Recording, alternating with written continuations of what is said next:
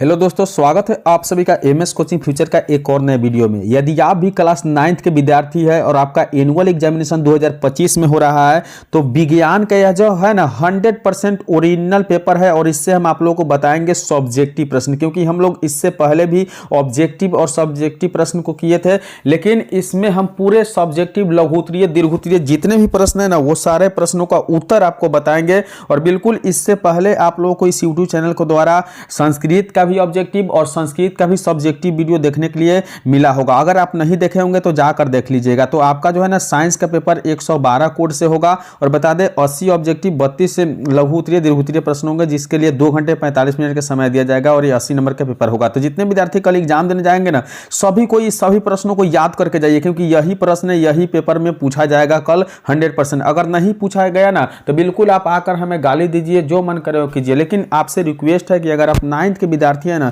तो विद्यार्थी जी बिल्कुल इसे अंत तक देख के जाइए। पहला प्रश्न आपसे पूछा जाएगा कि संतृप्त विलयन क्या है। यह जो है ना केमिस्ट्री से प्रश्न रहेगा। तो संतृप्त विलयन का आप उत्तर लिखिएगा कि जिस विलयन में नमक घुल जाता है, जिस विलयन में नमक घुल जाता है ना उसे हम असंतृप्त विलयन कह सकते हैं। आप सिंपल तरीका से उत्तर दीजिएगा। बिल्कुल 1 नंबर प्रश्न के आप स्क्रीनशॉट करके नोट करके याद कर लीजिए, ठीक है।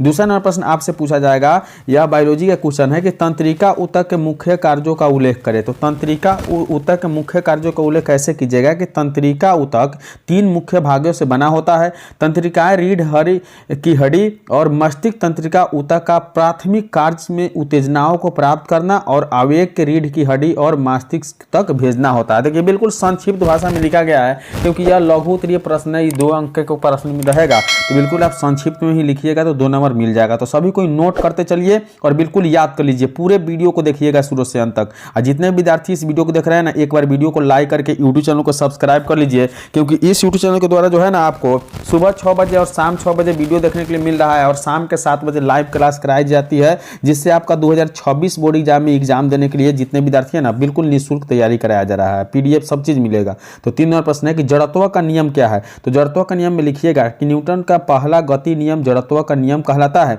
इसके अनुसार कोई वस्तु तब तक अपनी स्थिर अवस्था या सरल रेखीय गति में बढ़ती रहती है जब तक उस पर कोई बाहरी बल कार्य नहीं करे। तो बिल्कुल तीसरा प्रश्न का उत्तर इतना ही लिख दीजिएगा, आपको 2 अंक मिल जाएगा। चलिए चौथा नंबर प्रश्न देखिए।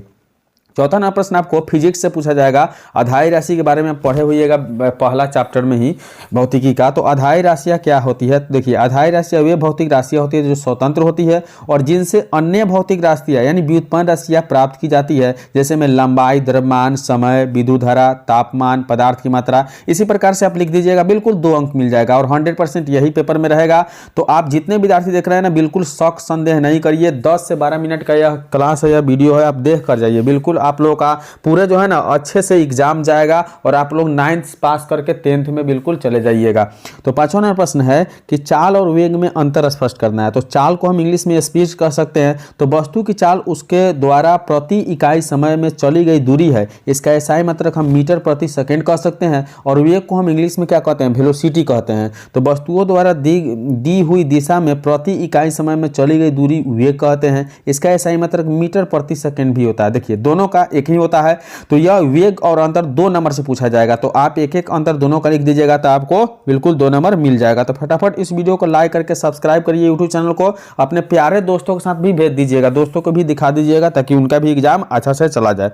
तो 6वां नंबर प्रश्न है पास्कल का नियम। पास्कल के नियम के अनुसार किसी बंद द्रव पर डाला गया दाब हर दिशा में समान रूप से वितरित होता है। यह हाइड्रोक्लोरिक ब्रेक और हाइड्रोक्लोरिक लिफ्ट में प्रयुक्त होता है, ठीक है ना। तो इतना ही लिख दीजिएगा। बिल्कुल देखिए जितना बताया जा रहा है ना उतना ही आपको करना है और सभी प्रश्नों को नोट करके याद कर लीजिए, क्योंकि आपको वहाँ ये सब चीज़ की सुविधा नहीं मिलेगी, मोबाइल ले जाने की सुविधा नहीं होती है।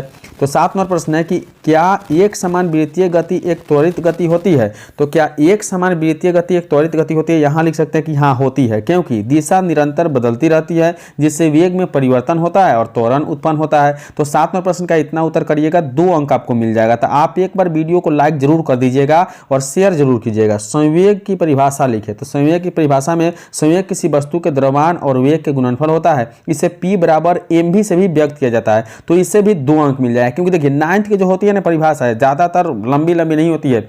छोटी छोटी होती है, और हम आप लोगों को बहुत तेजी में इसलिए बता रहे हैं कि आप लोगों का समय का भी बचत हो और आप लोग सभी प्रश्नों को देख भी ले, ताकि आप लोग सही से नोट करके याद कर ले। चलिए 9 नंबर प्रश्न है कि ध्वनि तरंगों को यांत्रिक तरंग क्यों कहते हैं। तो ध्वनि तरंग को यांत्रिक तरंग क्यों कहा जाता है, देखिए क्योंकि इनके संचरण के लिए माध्यम जैसे ठोस, द्रव, गैस आवश्यक होता है, इसलिए हम ध्वनि तरंगों को क्या कहते हैं, यांत्रिक तरंग भी कहते हैं। तो 9 नंबर प्रश्न का उत्तर इतना ही कर दीजिएगा, आपको 2 अंक मिल जाएगा। चलिए 10वां नंबर प्रश्न देखिए, बिल्कुल सभी कोई वीडियो को लाइक करके यूट्यूब चैनल को सब्सक्राइब आप जरूर कर लीजिएगा। 10 नंबर प्रश्न है कि गैस के दाब से आप क्या समझते हैं। तो गैस के दाब किसी बंद पात्र की दीवारों पर गैसों के अणुओं द्वारा डाले गए बल को हम गैस के दाब कहते हैं, ठीक है ना। इससे भी 2 अंक मिलेगा, और आपको हम आगे दीर्घउत्तरीय प्रश्न भी बताने वाले हैं। तो सभी कोई वीडियो को लाइक करके यूट्यूब चैनल को सब्सक्राइब करिए। और आपका एग्जाम ये तो है ना 9th का ही एग्जाम है, अभी आप लोग को 2026 का भी एग्जाम देना है, ये बात भी आपको याद रखना है।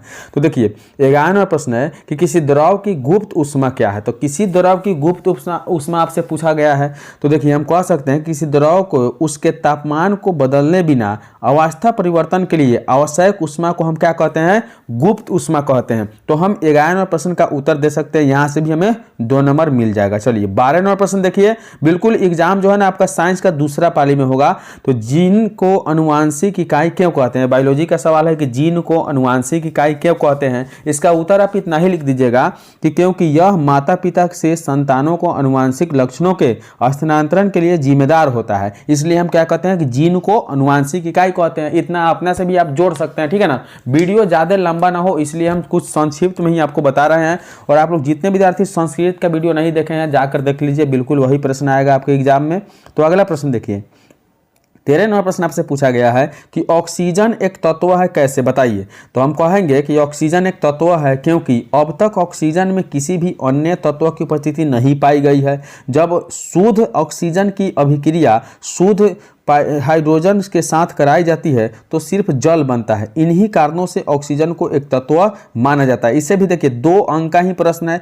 तो इस प्रकार से आप लोगों का जो है ना, हम बता रहे हैं अभी लघुत्तरीय प्रश्न, फिर इसके बाद में कराएंगे दीर्घोत्तरीय प्रश्न। तो फटाफट वीडियो को लाइक तो जरूर करिएगा और यूट्यूब चैनल को सब्सक्राइब भी कर दीजिएगा। देखिए अभी से 2026 एग्जाम भी देखना है आप लोगों को।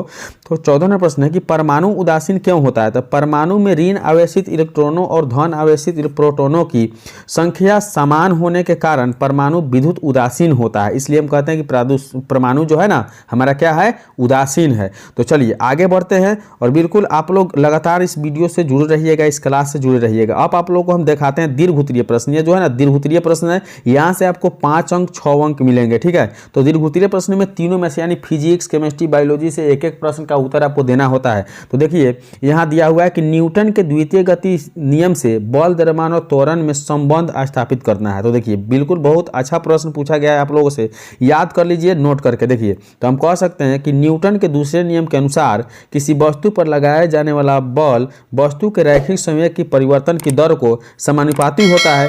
अतः यह न्यूटन के दूसरे नियम को स्पष्ट करता है कि बल, द्रव्यमान और त्वरण के गुणनफल के क्या होना चाहिए, बराबर होता है। तो आप इतना लिख दीजिए, आपको जो है ना यह फिजिक्स से रहता है लगभग वही 5 से 6 नंबर का प्रश्न रहता है, यानी 5 से 6 अंक इससे मिलता है। और बिल्कुल इतना से ही आपको मिल जाएगा, आप घबराइए नहीं, जितना बताया जा रहा है उतना करके आइए, आप बड़ा अच्छा से 9th के एग्जाम पास कर लीजिएगा। लेकिन 10th के एग्जाम के लिए आप इस यूट्यूब चैनल को जरूर सब्सक्राइब करिएगा, क्योंकि आपको इस यूट्यूब चैनल के द्वारा जो है ना शाम के 7 बजे लाइव क्लास भी मिलेगा और सुबह शाम ऑब्जेक्टिव सब्जेक्टिव का वीडियो भी मिलेगा। तो दोनों प्रश्न है कि गुरुत्वाकर्षण नियतांक जी को सार्वत्रिक नियतांक क्यों कहा जाता है। तो हम कह सकते हैं कि जी एक नियतांक है जिसे गुरुत्वाकर्षण नियतांक कहा जाता है, चूंकि जी का मान कणों की प्रकृति, उनके द्रव्यमान, उनके बीच की दूरी, माध्यम, समय, ताप इत्यादि पर निर्भर नहीं करता है तथा ब्रह्मांड के सभी कणों के लिए एक ही होता है। अतः इसके सर्वाधिक गुरुत्वाकर्षण नियतांक भी कहा जाता है। यानी हम 2 नंबर प्रश्न का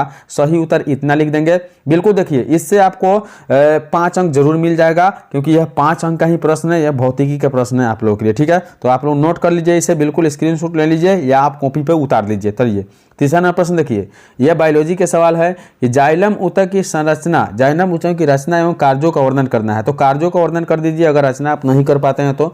देखिए उत्तर है कि जाइलम पौधे का समूही ऊतक है जो पूरे पौधे में पानी और घुले हुए खनिजों के परिवहन के लिए जिम्मेदार होता है। यह फ्लोएम के साथ संवहनी बंडलों में व्यवस्थित होता है। एक अन्य पोत जो शर्करा और पोषक तत्वों का परिवहन करता है, इसे हम बारहमासी पौधे और पेड़ विकास के प्रत्येक वर्ष के साथ एक द्वितीय जाइलम परत जोड़ते हैं। तो यहां से देखिए आपको 5 अंक मिल जाएगा। ठीक, कितने अंक मिलेगा? 5 अंक मिलेगा। अगला प्रश्न देखिए, यह प्रश्न है, आपको 3 प्रश्न करना है, लेकिन यह प्रश्न एक्स्ट्रा में बताया जा रहा है कि समस्थानिक और समभारिक में क्या अंतर है। तो देखिए समस्थानिक, यदि किसी तत्व के परमाणुओं की परमाणु संख्या बराबर हो तथा द्रव्यमान संख्या भिन्न हो तो ऐसे परमाणु समस्थानिक कहलाते हैं। क्या कहलाते हैं? समस्थानिक कहलाते हैं। बिल्कुल आप लोग नोट कर लीजिएगा या याद कर लीजिएगा। ठीक है, तो समभारिक की अगर हम बात करते हैं तो यदि किसी तत्व के परमाणुओं की परमाणु संख्या भिन्न होता है परंतु द्रव्यमान संख्या समान होता है तब उसे हम समभारिक कहते हैं। ठीक है,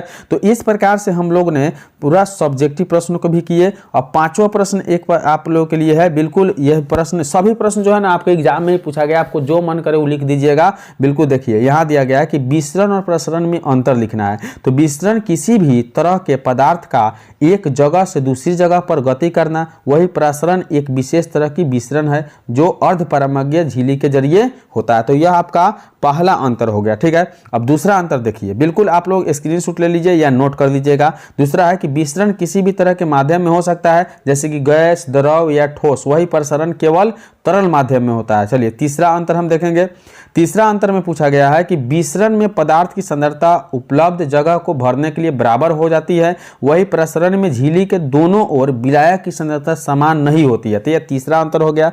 चौथा अंतर है कि विसरण में विलय विभव, दाब विभव, जल विभव पर निर्भर नहीं होता है, वही प्रसरण में विलय क्षमता पर निर्भर करता है। तो बिल्कुल आप नोट कर लीजिएगा सभी प्रश्न को। तो इस प्रकार से हम जितने भी सब्जेक्टिव प्रश्न है सभी प्रश्नों का उत्तर बता दिए जो बिल्कुल आपके एग्जाम में 24 मार्च को पूछा जाएगा। और आपको बता दें कि इस यूट्यूब चैनल को सब्सक्राइब नहीं किया तो सब्सक्राइब करके वीडियो को लाइक कर लीजिएगा। चलिए मिलेंगे अगली वीडियो में, तब तक के लिए बाय।